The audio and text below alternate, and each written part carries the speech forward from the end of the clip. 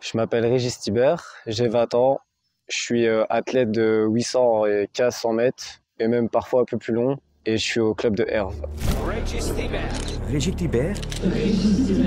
Pour me décrire en quelques mots, je dirais que je suis quelqu'un de déterminé, Et ça va le faire pour Régis. qui lâche pas vite l'affaire, Attention, il a failli chuter.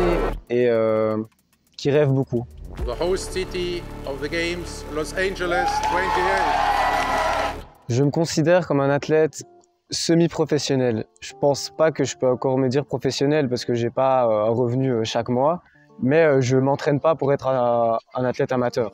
Si j'échoue dans l'athlé, je pense que je comprendrai pas pourquoi ça va pas fonctionner, parce que dès ma jeunesse, il y avait le potentiel d'y arriver, donc si j'y arrive pas, je vivrais ça vraiment comme un échec. Je me verrais quoi faire d'autre, je trouverais forcément quelque chose d'autre à faire, mais ce sera pas par plaisir, quoi. Mon objectif ultime, je pense que comme beaucoup de coureurs, c'est les JO. Et une fois aux JO, espérer aller en finale. Il y a une voix dans ma tête qui me dit « Pourquoi moi ?» Mais j'ai quand même envie d'y croire. Il a du caractère, hein, mentalement, c'est quelqu'un de très très fort. Hein, il a vécu des choses pas toujours très faciles. Moi, je trouve que Régis est très émotif et je dirais pas que c'est un esprit de compétition, mais la mort de sa mère ou quoi l'a fort endurci. Et donc, il a toujours été plus dur que nous, il a toujours un mental plus solide. C'est ce qui fait sa force. Je sais pas si on peut dire que c'est un esprit de compétition. Maintenant, oui, globalement, il est compétiteur.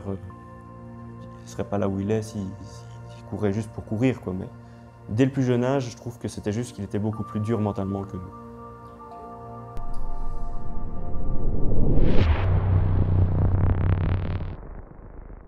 Ce qui m'a motivé à devenir coureur, c'est ma prof de gym en 5e primaire qui m'a vraiment dit que j'avais un don à la course à pied et poussé à commencer à courir. Et dès que j'ai commencé, j'ai adoré. Donc je pense que sans elle, j'aurais même peut-être jamais été attiré par le fait de faire de l'athlétisme en club.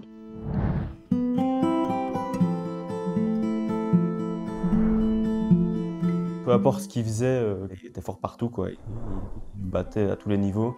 J'avais carrément fait un petit post Instagram, je me rappelle quand on était petit, j'ai fait une petite photo où j'étais sur mon fauteuil et je disais ouais, regardez-le parce que dans 10 ans il sera champion du monde d'athlétisme. On avait 12 ans à ce moment-là, il nous reste encore un an avant de faire quelque chose. Bah déjà Régis, depuis tout petit, j'entends tout le temps parler de lui parce que c'est celui qui gagnait les compétitions depuis que je suis tout petit, depuis que je suis en pupille, c'était Régis, Régis, Régis. Et je le voyais un peu comme un objectif à atteindre en disant vas-y, tu peux peut-être être plus fort que Régis un jour. Qu'on se pousse chacun l'un l'autre à aller vers l'avant. C'est peut-être ça aussi qui fait que maintenant on est aussi forts tous les deux, c'est qu'on a vraiment cette aide mutuelle.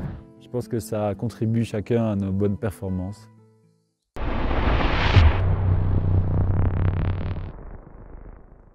Une journée typique d'entraînement, quand je m'entraîne 2 fois, c'est souvent réveil à 8 h. Souvent 7 ou 8 km footing, puis je mange. Là, si j'ai cours, je vais en cours. J'ai la chance d'avoir des horaires un peu allégés, donc j'ai souvent 2-3 heures de cours par jour. Donc souvent, je suis rentré chez moi à 17 h. Et à 17 h, quand il me reste une séance, je vais faire ma séance. Puis je mange encore, puis je vais dormir. C'est assez monotone, il n'y a pas de grande folie, mais c'est comme ça.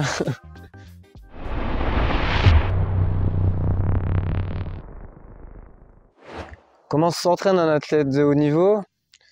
Ça s'entraîne beaucoup. En tout cas, en demi-fond, dans la philosophie de mon entraîneur, on s'entraîne 7 fois pour les plus petites semaines et 13 fois quand c'est les plus grosses semaines. Ah putain. Attends, faut juste que j'attende le GPS. Attends. Et le cœur. Ça va? Il y a 200 là. Quoi? Putain, j'ai pas envie de partir, gros. Allez gros, c'est avec moi en plus. Allez. Pars pas trop vite, s'il te plaît. Non, t'inquiète. T'as déjà fait des 100 mètres à l'allure? Ouais, à 16, je suis parti, je prenais un peu. Vas-y, let's go.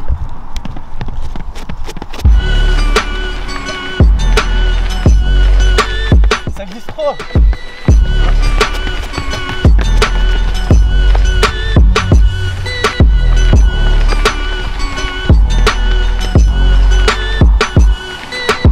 Allez.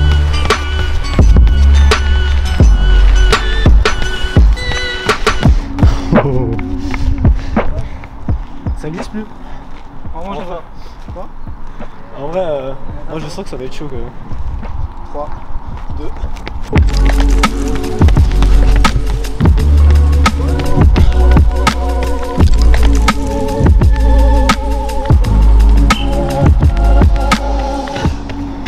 Ouh, 35.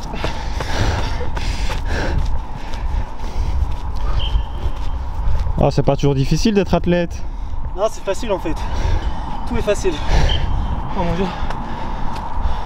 Oh, ça va. Je m'attendais à pire avec la chaleur. Mon amour, tiens. Merci beaucoup. Allez.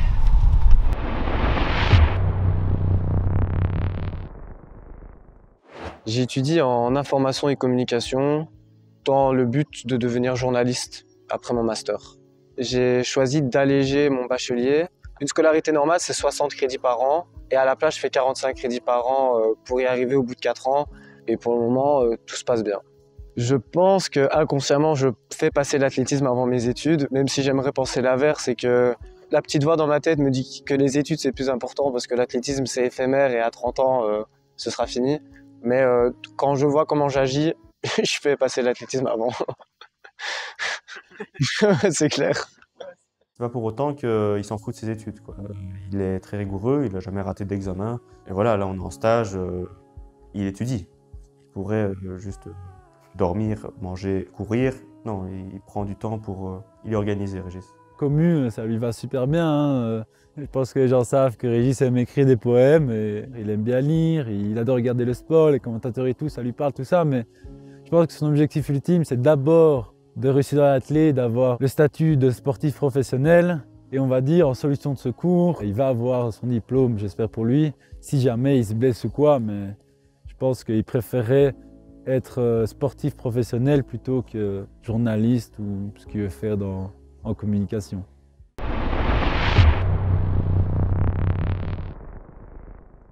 La première fois que je me suis qualifié pour un grand championnat, c'était à Cali, en Colombie, pour les championnats du monde du vin.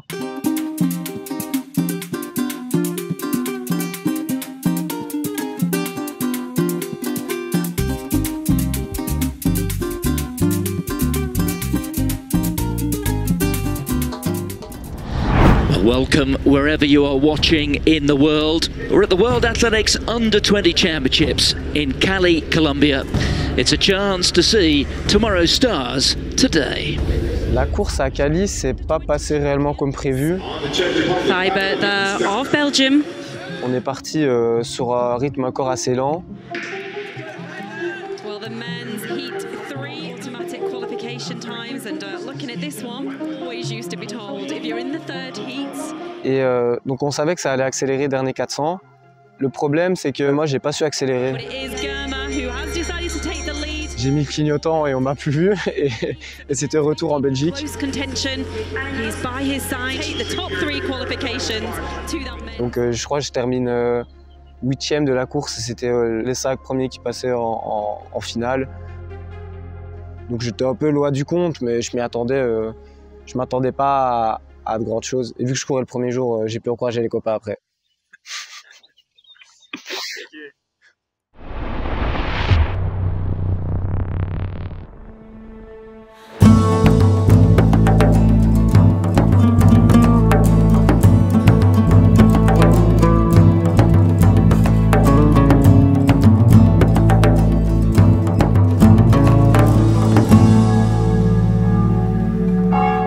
À présent, la première série du 1500 mètres hommes.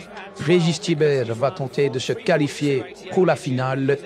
Les 6 premiers à l'arrivée seront directement qualifiés. L'objectif pour les championnats d'Europe à Jérusalem, c'était clairement de faire finale sur 1500, avec en tête un potentiel podium sur 1500 mètres parce qu'il y avait quelques absents, donc ça restait possible, pas certain, mais possible. Tout de suite, le 1500 mètres, et je rappelle que les 6 premiers seront qualifiés pour la finale. Et c'est parti avec un départ rapide, il va falloir se placer. Attention ici à la bousculade. Le peloton commence à s'étirer avec tout à l'arrière le grand favori Nils Lavos. Régis Thijberdt bien placé à l'avant de la course. Régis qui fait un petit effort pour se placer, c'est pas mal ce qu'il nous fait.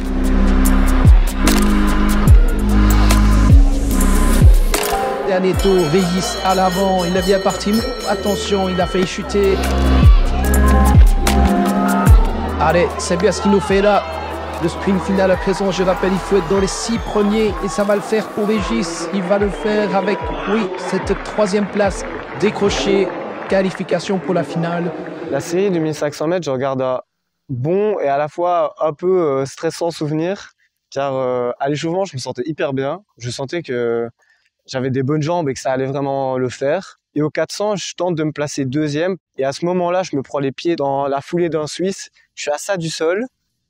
J'arrive à retrouver mon équilibre. Je perds une place dans le peloton. Et premier signal d'alerte, ça m'a quand même fait un peu suer pendant la course.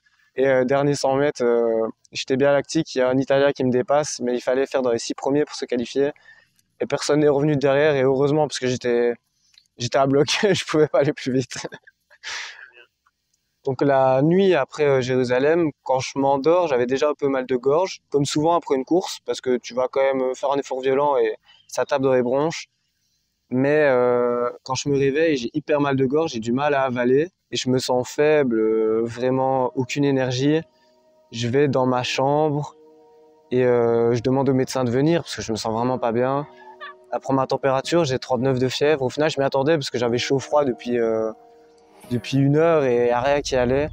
Et là, ma première réaction, ça a été de m'écrouler, de pleurer, de penser à tout ce qui me passait sous le nez et à tous les sacrifices que j'avais faits pour cet objectif. Mais bon, je pense que c'est normal à ce moment-là de réagir comme ça. Ah, c'est mort, quoi. Je suis ici, je me suis qualifié, mais tout ça pour rien. Une année un peu misée là-dessus pour une telle désillusion. Non, sur le moment, c'était quand même compliqué. Ouais. Il n'y a pas de mots pour décrire ce que je ressens. Rien ne peut l'expliquer. Je suis dépité. Mon regard ne sait plus où regarder. Ce monde est parfois incompréhensible. J'ai toujours fait tout mon possible pour vivre ma passion. Mais ce mardi, je n'ai que mes yeux pour pleurer.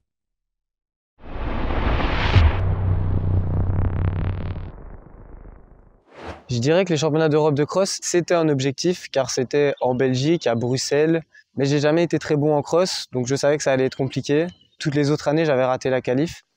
Mesdames, messieurs, bienvenue au championnat de Belgique de cross-country 2023, au rendez-vous de la boue et de la pluie, idéal pour les tours spécialistes. Cette course fera également office de sélection pour les championnats d'Europe qui auront lieu dans quelques semaines à Bruxelles. Régis Thibert fait partie des favoris pour cette sélection dans la catégorie de moins de 20 ans. Les voilà sur la ligne de départ, prêts à se battre pour la sélection. Attention que la bagarre commence. Allez Noah! Allez Noah! Allez Régis, allez, allez, allez, allez, allez. Allez Régis, allez, allez, allez, allez. Zich met 3 ploeg, levensplaats genoeg bij de junioren wat betreft het kampioenschap voor daar vandaag hier. Victoire, champion Belgique pour Simon Jeken. Régis Thibert va également se qualifier avec cette 5e place.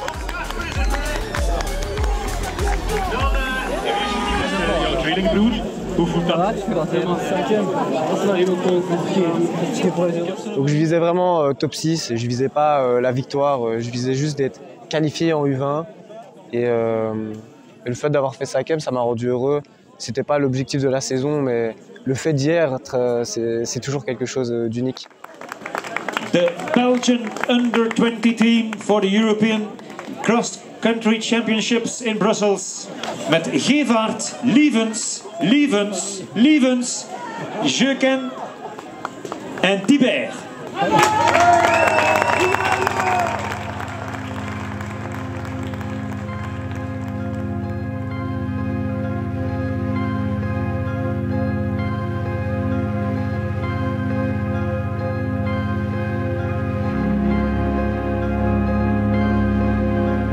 Je suis arrivé dans un état d'esprit un peu mitigé à ces championnats, car j'avais une gêne au tendon depuis 2-3 mois qui ne voulait pas partir.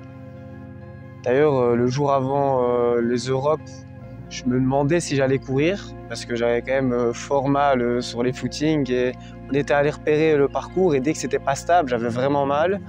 Donc je me posais quand même des questions. Finalement, le jour même, je le sentais, j'avais mal, mais avec l'adrénaline, tu dis que ça va passer. On va dire que c'était pour la famille qui était venue, pour le fait que ce soit en Belgique, à Bruxelles, il fallait quand même tenter sa chance à 100%.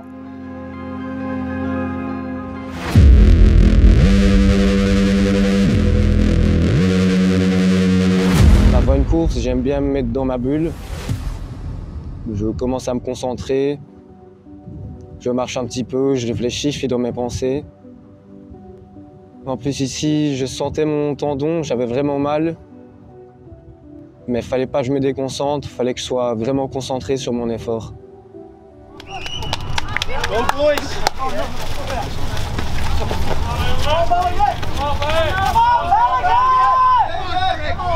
All your march. Must not be too comfortable to breathe in after 100.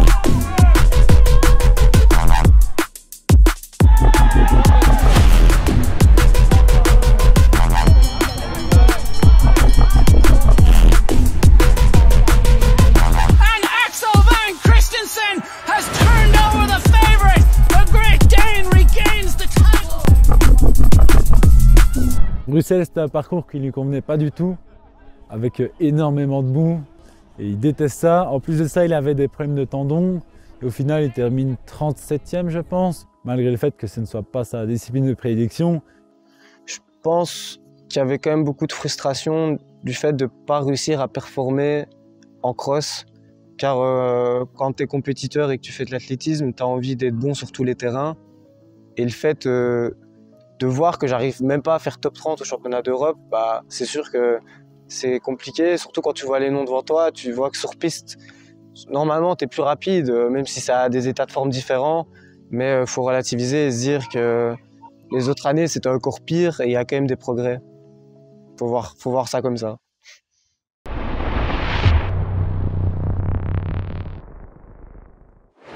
Financièrement, l'année dernière, j'avais quand même pas mal d'aide grâce à un statut que j'avais eu à la fédération qui s'appelle le statut Bigold et qui aide les jeunes athlètes, on va dire, prometteurs dans le pays. Bigold, c'est un projet qui est né en 2004, qui vise à encadrer les meilleurs jeunes talents sportifs dans toutes les disciplines olympiques ou paralympiques.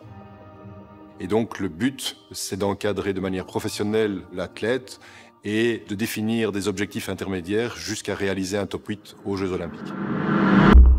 Régis Thibert aurait donc perdu le statut Bigold. Le Hervien n'a pas réalisé les critères requis. C'est en quelque sorte un retour en arrière.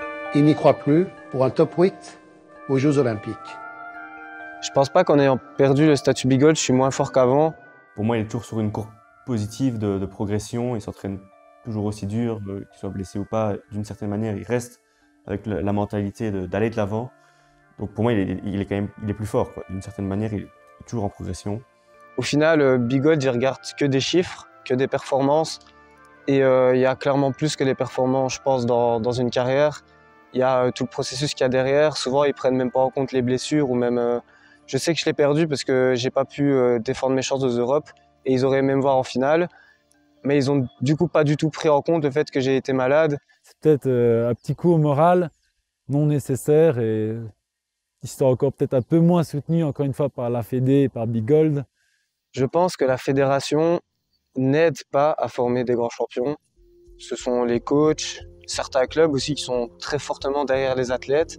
Mais la fédération en tant que telle, avec souvent les référents qu'on a qui nous dirigent, la plupart du temps c'est un suivi seulement financier. Tu envoies un mail le mois pour savoir combien il reste sur ta bourse ou les frais de déplacement que tu as eu. Ils s'intéressent très peu à la performance sportive en elle-même. Donc je pense que c'est pas réellement grâce à eux. C'est un peu grâce à eux qu'on performe parce qu'on a des aides financières. Mais mentalement, c'est pas eux qui nous aident à performer. C'est tout le reste. Hein.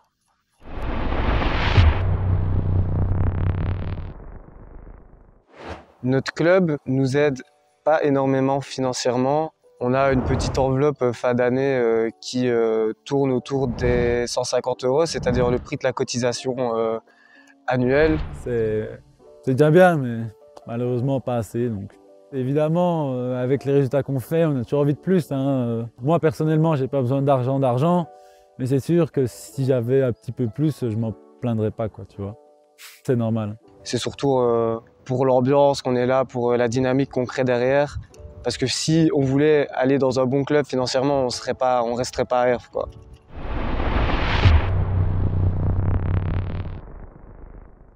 Grâce à mon sponsor Keeprun que j'ai acquis cette année, ça me permet d'avoir des primes à la performance, plus des frais de déplacement et des équipements gratuits. Donc financièrement, ça va être quand même pas mal. Avant de signer chez Keeprun, il y a eu des contacts en amont avec mon manager. Donc Keeprun l'a contacté parce qu'il était intéressé par les performances de Simon Jequen et de moi. Eux croient en nous, tu vois, donc ça booste déjà un peu. Puis les gens sont hyper sympas. La marque est française aussi, donc tu vois, c'est pas très loin de chez nous. Du coup, on a pu aller voir les locaux au mois de décembre, car ils attendaient une signature de nous au mois de janvier si on était intéressé. Et moi, j'ai direct été conquis. J'ai l'impression qu'on a un peu passé un step supérieur en ayant un sponsor, parce que c'est quand même un équipementier, c'est quand même un truc que les pros ont aussi. Donc ça, c'est déjà un peu valorisant de se dire qu'on est aidé. C'est une marque en développement et tu sens qu'il y a une envie aussi un peu éco-responsable. Ça m'a convaincu sur leurs intentions et ils sont hyper sympas et toute la team est cool, vraiment.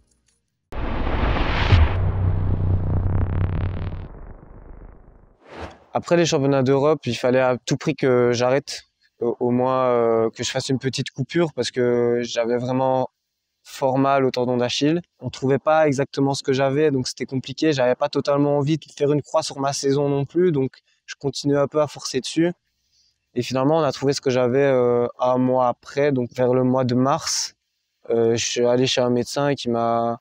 J'ai pas les termes techniques parce que c'est pas trop mon jargon, mais en gros, il a trouvé ce que j'avais et j'ai pu commencer des séances d'ondes de choc qui m'ont permis de pouvoir m'entraîner correctement.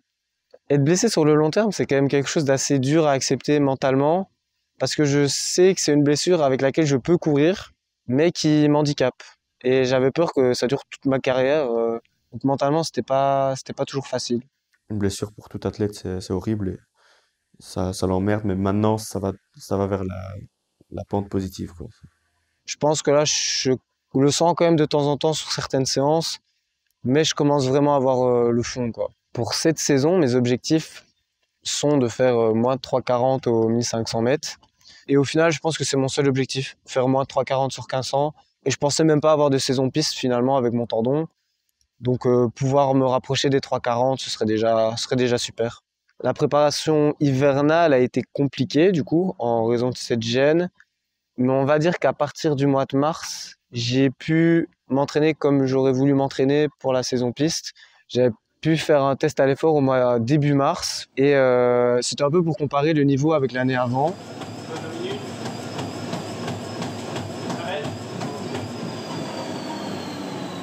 Et on a pu constater que oui, dans les chiffres, j'étais moins fort que l'année avant, dû à mon hiver qui avait été plus compliqué. Mais ce qui était rassurant, c'était que jusqu'à 20 km/h, j'avais exactement les mêmes données que l'année avant. Si la base est bonne, tout peut être bon finalement.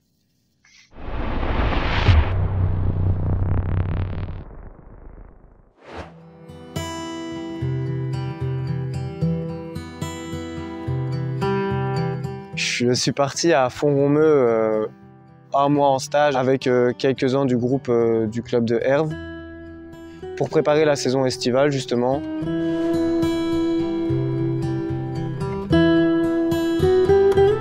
On a choisi de partir à Font-Romeu parce que c'est un camp d'entraînement qui est situé à 1800 mètres d'altitude. J'ai loupé quelques heures de cours, mais j'ai un... Donc j'ai dû rater 40 heures de cours en tout, maximum, ce qui est encore raisonnable.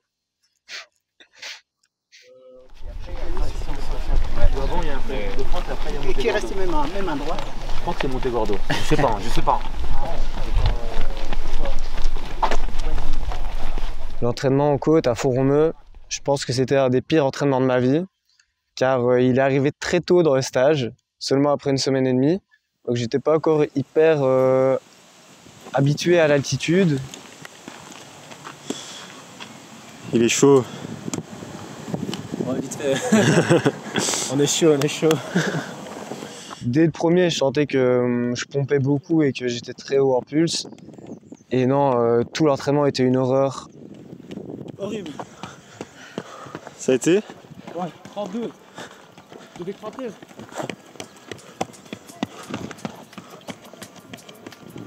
Je suis déjà en 35.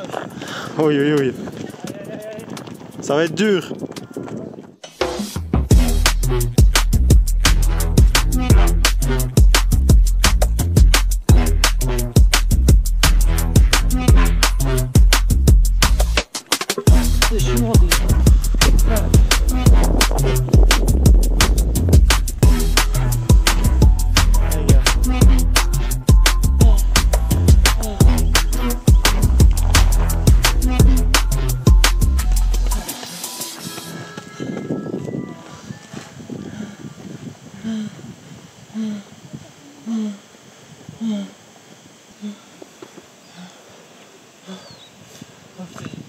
J'avais mal aux jambes, j'avais les oreilles bouchées et j'ai vraiment dû aller pousser très loin, très tôt et ça m'a mis un peu mal. Et cette séance c'était vraiment compliqué et c'est rare que je me donne autant sur une séance.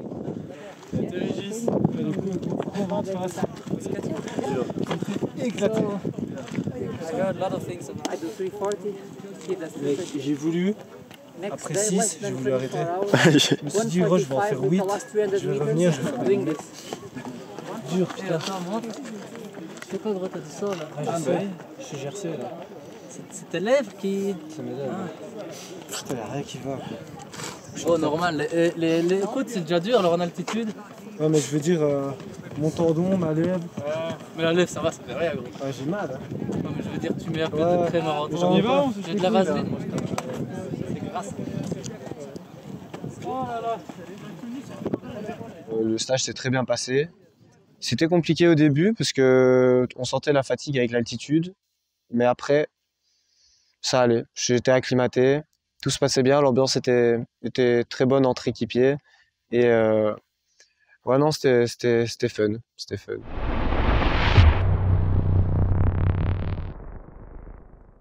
La première compétition en revenant de stage, c'était un 5000 mètres à l'IFAM et l'objectif était juste de voir un peu la forme. De voir si je pouvais me rapprocher du 14 minutes 05 que j'avais fait l'année avant. Mais dans ma tête, si je faisais moins de 14-20, j'étais hyper content parce que l'hiver avait été compliqué et je me sentais pas forcément en forme sur toutes les séances.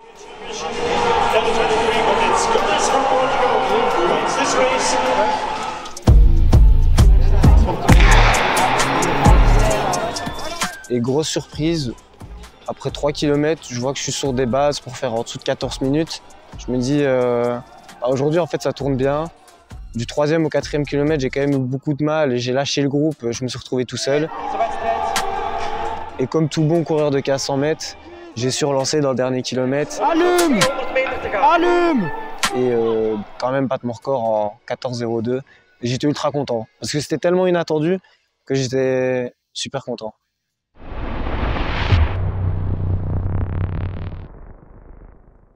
Salut tout le monde, bienvenue à toutes et à tous, bienvenue sur la piste de Németh-Ovémont sur les hauteurs de Liège pour le 22e meeting international de la province de Liège. C'est un rendez-vous annuel, c'est un rendez-vous d'athlétisme et oui, il n'y a pas que le foot dans la vie, il y a l'athlète aussi. Chaque année est organisé le meeting de Liège et c'est un beau meeting car il y a beaucoup de densité et ça te permet d'être avec des très bons athlètes. Et cette année, je comptais vraiment y aller pour faire un bon chrono. Avant la course, j'étais vraiment dans l'optique de battre mon record.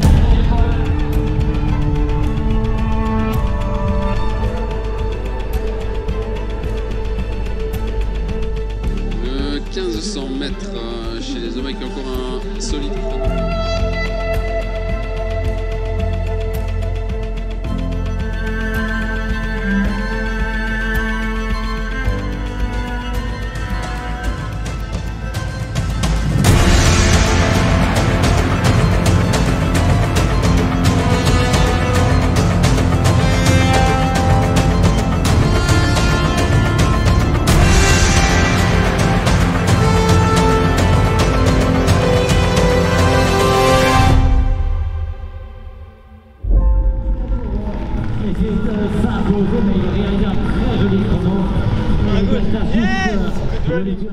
Et je suis à 10 mètres de l'arrivée, je vois 3,39. Allez, mesdames et messieurs, dans quelques instants,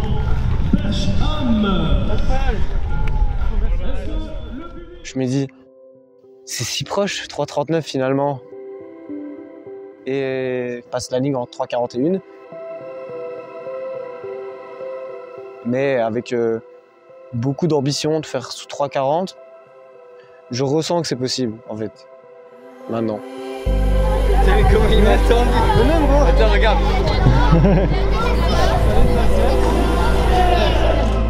Ouais, record quand même d'une seconde et demie. Et il manque plus qu'une seconde et demie pour faire 3,40. Je suis content d'avoir fait ce record et je suis content d'avoir ce chrono, surtout à cette période de l'année.